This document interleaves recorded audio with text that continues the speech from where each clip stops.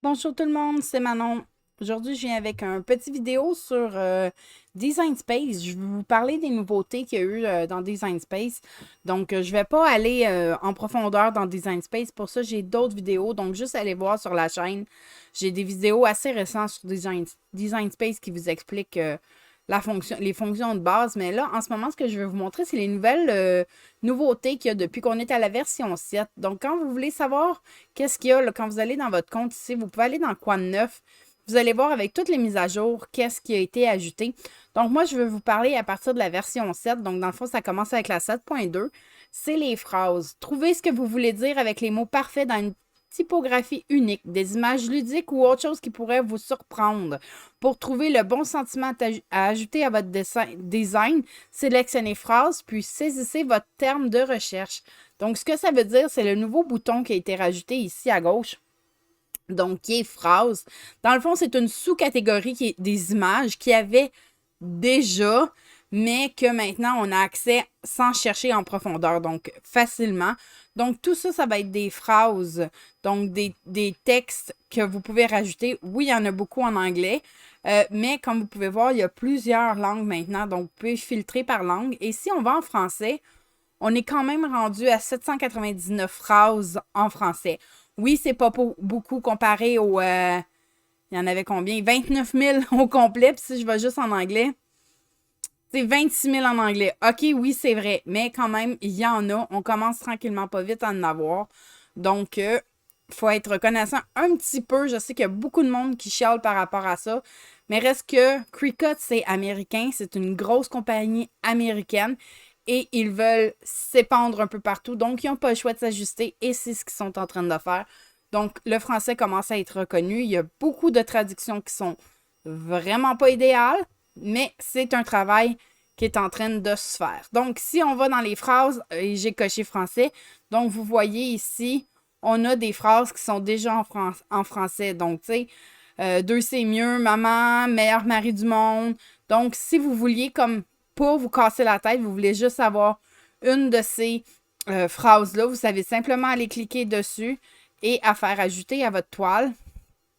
Et le projet, donc l'image va s'ajouter tout seul sur votre projet sans que vous ayez vous à aller modifier une phrase en anglais puis essayer de la traduire tout ça en français.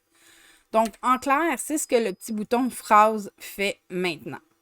Donc, si on continue d'aller voir dans Quad 9, après ça, le 7.13, c'était modification de la zone de texte. Vous pouvez maintenant ajouter ou éditer directement depuis la zone de texte sur votre Canva. Plus de fenêtres de texte séparées. Donc, je ne sais pas si vous vous rappelez, mais quand on pesait sur texte, il y avait toujours une petite fenêtre, un petit rectangle blanc qui apparaissait. On écrivait dessus. Quand on sortait de la phrase ou du texte, peu importe qu'on écrivait, c'était là qui apparaissait. Maintenant, la boîte, c'est elle qui est éditable directement.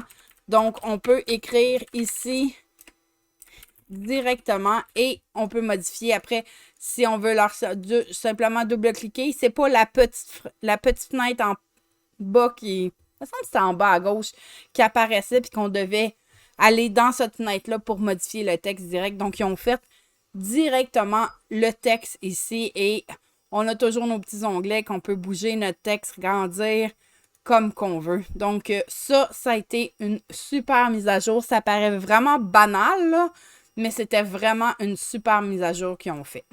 Ensuite, qu'est-ce qu'il y a eu d'autre? Dans la 7.6, il y a eu fait pivoter ou déplacer, imprimer puis découper des objets. Maximiser le nombre de découpes imprimées que vous pouvez réaliser en une seule page et même peut-être réduire au minimum les tapis. Avec la possibilité de déplacer, de faire pivoter les objets imprimés puis découpés sur l'écran préparé. Ce que ça veut dire, c'est, je vais aller chercher une image qui est juste pour imprimer. Donc, on peut toujours aller dans, quand on va dans Images, dans les filtres, si je vais dans le type, on a l'impression puis découper. Donc, ils ont 11 000 photos qui sont déjà, d'images qui sont déjà faites pour être imprimées. Donc, je vais juste choisir les deux petits ici, comme des petits collants qu'il y avait. Donc, ce que ça veut dire, c'est que, exemple, si celui-là, je vais en faire quelques-uns. Avec celui-là aussi. Une fois que je les ai et que je veux aller créer, Donc, ce que ça veut dire, c'est ici, maintenant, je peux les modifier. Ce qu'on ne pouvait pas faire avant. Donc, quand vous prenez, vous pouvez les tourner, les déplacer comme vous voulez, chose que vous ne pouviez pas faire avant. Si vous faites juste votre souris, vous pouvez tourner doucement à smooth, là, mais si vous faites le shift, ça va juste aller avec des petites coches, donc vous pouvez aller chercher vraiment le 90 degrés plus facilement. Donc, on peut, dans ces cas-là, aller chercher les images et les replacer comme vous voulez. Donc, c'est sûr, il faut faire attention pour embarquer dans l'autre image, là. Mais comme ça, vous pouvez placer votre feuille comme qu'elle va vous plaire. Donc, non, c'est de l'autre bord qu'elle va. Et aussi, donc comme là, vous aviez vu qu'ils avaient mis juste ceux-là dans cette page-là, puis ils ont mis les autres sur l'autre page ici. Donc, ce que je peux faire maintenant, c'est quand on va dans les 3 petites lignes, on peut faire déplacer l'objet et je dis non, je le veux sur le tapis 1. Donc, il a réapparu sur le tapis 1 et je suis allée chercher. Pour ceux qui se disent « Ah, c'est quoi ces rectangles-là? J'en veux pas, je veux pas imprimer ça. » On n'a pas le choix. C'est les lignes de registre que Cricut, que la machine va utiliser pour couper donc ce que vous voulez faire couper. Donc, la machine, elle va scanner en haut, à gauche. Me semble que c'est... Elle fait en haut à gauche, sur le côté à gauche, en bas à gauche, en haut à droite, les hauts en droite, puis les 2 en bas. Donc, il y a 8 points de scannage que la machine va faire. Donc, c'est pour ça qu'on doit laisser absolument ce rectangle-là. Et encore là, vous voyez quand même qu'il y a une grande marge. Et ça reste toujours la limite de Cricut, qu'on ne peut pas imprimer plus de 6,75 pouces par 9,25 pouces. Donc, c'est leur limite à eux de zone qui est imprimable. Donc, comme vous voyez, là, je pourrais même en rentrer encore 2 autres. Puis pourtant, eux, ils m'avaient bien mis sur 2 tapis. Pourtant, moi, je suis capable maintenant de les rentrer sur un seul tapis. Donc, c'était ça, cette mise à jour-là. Donc, ça permet de modifier les imprimés puis découper comme qu'on veut. Et maintenant, la dernière mise à jour qu'il y a eu, c'est cette semaine. Elle est encore, je crois, en roulement. Donc, ça se peut que vous ne l'ayez pas encore, mais que vous allez l'avoir bientôt. Donc, c'est la 7.7 et c'est les guides. Donc, avez-vous jamais souhaité pouvoir laisser des notes sur votre projet ou créer votre projet modèle sans envoyer ces calques à votre machine? C'est désormais possible. Ajoutez simplement votre forme, image, texte ou illustration à votre Canva. Sélectionnez l'élément Ajouter, puis sélectionnez Guide dans la liste déroulante d'opérations. Qu'est-ce que ça veut dire? Je vais juste effacer ça. Exemple, j'ai une forme de base. Pas ça, je veux ma forme de base. Donc, exemple, je vais utiliser ma forme de base et que moi, je veux faire un imprimé puis découper, puis je veux savoir c'est quoi ma grandeur maximum.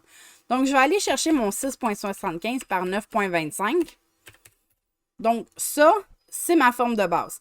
Quand on essayait de se limiter avec nos images, ce qu'on faisait, c'est on prenait notre rectangle comme ça, on allait placer nos images autant comme autant dessus, aussi de fois qu'on en avait besoin. Ensuite, ce qu'on faisait, c'est on cachait notre carré, on attachait nos fichiers ensemble et on allait créer en n'oubliant pas de cacher. Maintenant, ce que ça permet, c'est mon rectangle ici, ça va être mon guide. Donc, je vais aller dans Opération ici en haut et je vais aller dans Guide. Donc, vous voyez toujours la forme que vous avez. Mais une fois que vous êtes attaché, vous n'avez même pas à aller le cacher ou pas. Vous faites juste créer.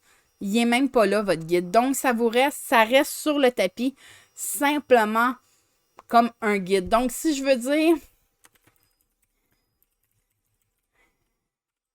Donc, c'est mon guide d'impression. La grandeur de mon impression, je veux avoir ça ici. Je vais le mettre ici dans le coin en haut à gauche. Donc, juste pour me dire, ça et ça ensemble, c'est mes guides. Je vais prendre mon texte. Je vais faire la même chose. Je vais aller dans Opération. Je vais refaire Guide. Donc, si je relie les deux ensemble, je vais les grouper. Voyons, je pèse pas sur le bon piton. Ça allait mieux, je pèse sur le bon. Je vais les grouper. Donc, ça va être mon groupe de guide. Donc, j'ai même plus à m'en soucier. Je n'ai pas à aller cacher rien. Vous pouvez aller dans Créer et automatiquement, ça va rester simplement ce que vous avez fait à la base, là. Donc, c'est ça les dernières mises à jour qu'il y a eu dans le Design Space. Il y en a eu d'autres. Si vous reculez, il y a eu à toutes les mises à jour qu'ils ont, ils vont vous laisser savoir qu'est-ce qu'ils ont rajouté dans la machine, donc dans le programme. On peut reculer jusqu'au 6.2, donc quand même, on est loin, on est rendu au 7.7. Donc, Cricut continue à s'améliorer. C'est sûr que tout le monde préférerait avoir leur propre chose qu'ils veulent avoir. Tout le monde a des idées pour Design Space. Laissez-le savoir à Design Space. Laissez-le savoir à Cricut. Cricut Canada, le groupe est là sur Facebook, justement pour que vous pouvez aller partager avec eux ce que vous pensez du logiciel. Je sais qu'il y a encore beaucoup de bugs. Il y a beaucoup de monde qui ont des bugs. Je touche du bois, là. Vous me voyez pas, je me touche la tête puis mon carrousel. Mais moi, je suis une que j'ai pas souvent eu de bugs avec Design Space. Puis là, je gage parce que je viens de vous dire ça que je vais en avoir plein, là. Mais je suis chanceuse, j'en ai pas vraiment eu, mais je le sais, je le vois dans mon groupe, je le vois dans le groupe de Karine, Cricut Québec et Francophonie, je le vois dans ma folie du scrap, je le vois dans plein d'autres groupes qu'il y a beaucoup de monde qui ont des bugs avec Design Space. Mais pour ça, c'est important, je comprends que vous venez chialer à nous, vous venez partager, pour pas dire le mot chialer avec nous, mais nous, on est limité dans ce qu'on peut faire. Ceux qui peuvent vraiment vous aider, c'est Cricut directement. Donc, Cricut Canada, le groupe Cricut Canada est fait pour ça. Le chat, maintenant, ont des personnes qui utilisent le traducteur. Donc, vous pouvez chatter en français. Ils vont vous répondre en anglais, mais vous allez avoir la traduction tout de suite en français. Donc, voilà. J'espère que la petite vidéo vous a été pratique pour vous montrer c'était quoi les petites nouveautés. Sur ce, je vous souhaite une super semaine. Vous pouvez toujours venir nous rejoindre sur le groupe Cricut Québec. On est une belle grande famille de presque 10 000 personnes maintenant sur le groupe Facebook. Donc, soyez pas gênés. Venez nous voir, venez nous poser des questions, venez partager vos projets. Sinon, je laisse dans les commentaires encore le lien vers le groupe Facebook et aussi pour mes liens affiliés. Si jamais ça vous dit de m'encourager et quand vous avez des petits achats sur Cricut, de passer par mes liens affiliés, ça me donne une petite commission. Donc, je vous souhaite une très bonne semaine. Bye bye!